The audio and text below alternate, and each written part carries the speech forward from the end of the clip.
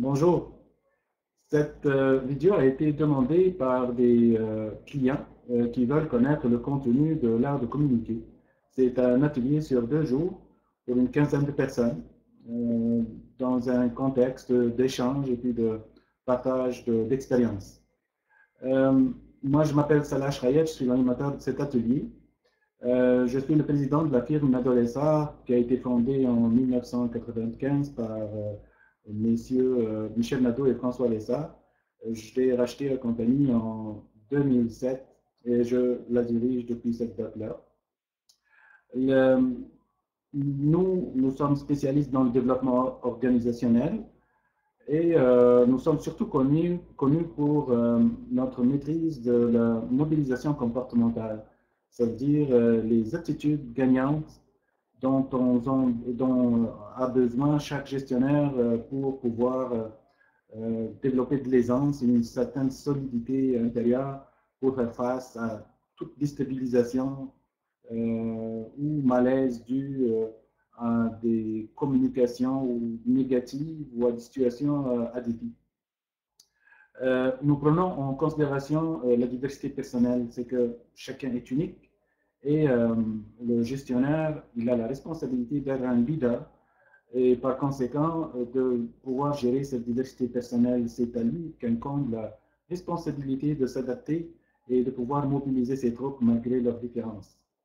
Et nous y allons toujours par des exemples pratiques du vécu pour aller chercher, grâce à des outils d'intelligence émotionnelle, l'adhésion de ces gens-là, afin qu'ils puissent s'identifier et puis renforcer les réflexes à succès.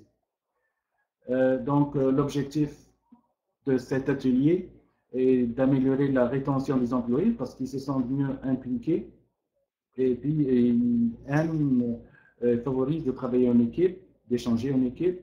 Puis c'est sûr qu'on gagne en productivité grâce à cet atelier puisque on améliore beaucoup l'ambiance d'équipe et puis le plaisir de travailler.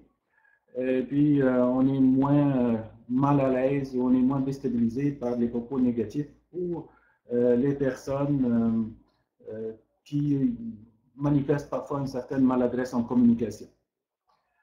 Le point suivant, c'est oui, tout cet atelier-là vient sous forme de jeu. Donc on joue, on se met en situation, on se met dans une situation à défi, on plaisante. Et c'est pour ça qu'on a des règles de jeu qui sont expliquées par l'animateur, qui sont données au début de séances d'animation.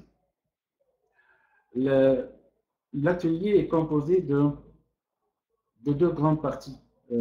La connaissance de soi, de sa flexibilité mentale, de sa capacité à s'adapter, et la connaissance, sa capacité à connaître l'autre, à détecter le style de l'autre, et puis à écouter les demandes, les vraies demandes, donc comprendre le langage de l'autre.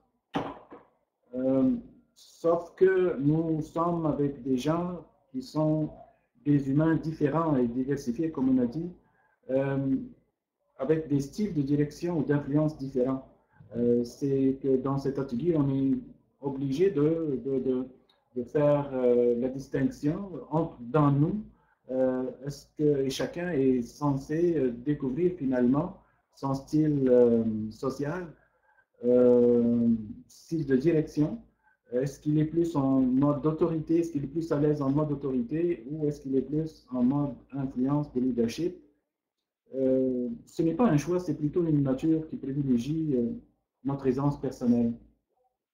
Il y a des tests qui vont faire ressortir notre aisance à nous, l'aisance des participants.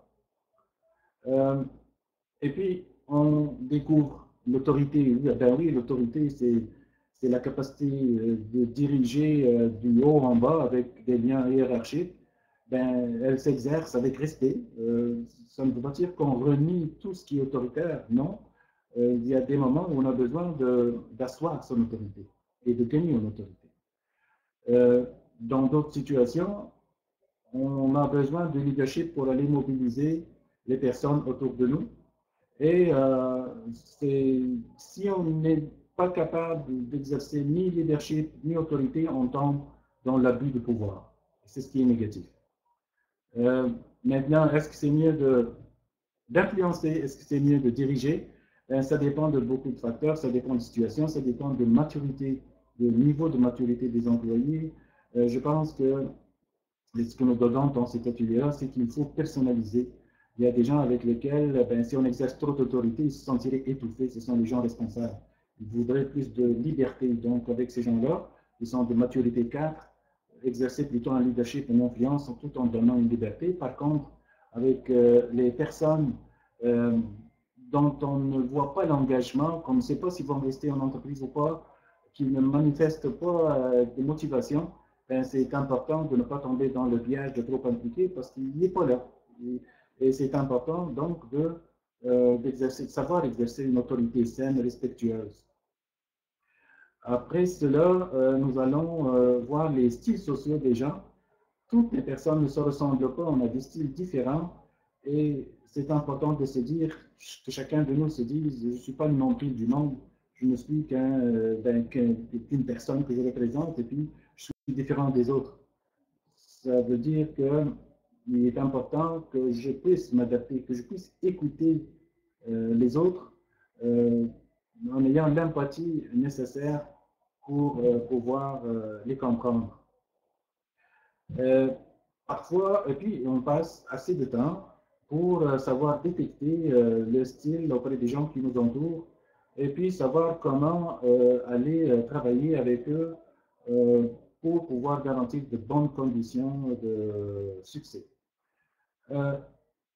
Après cela, on va plus profond que ça.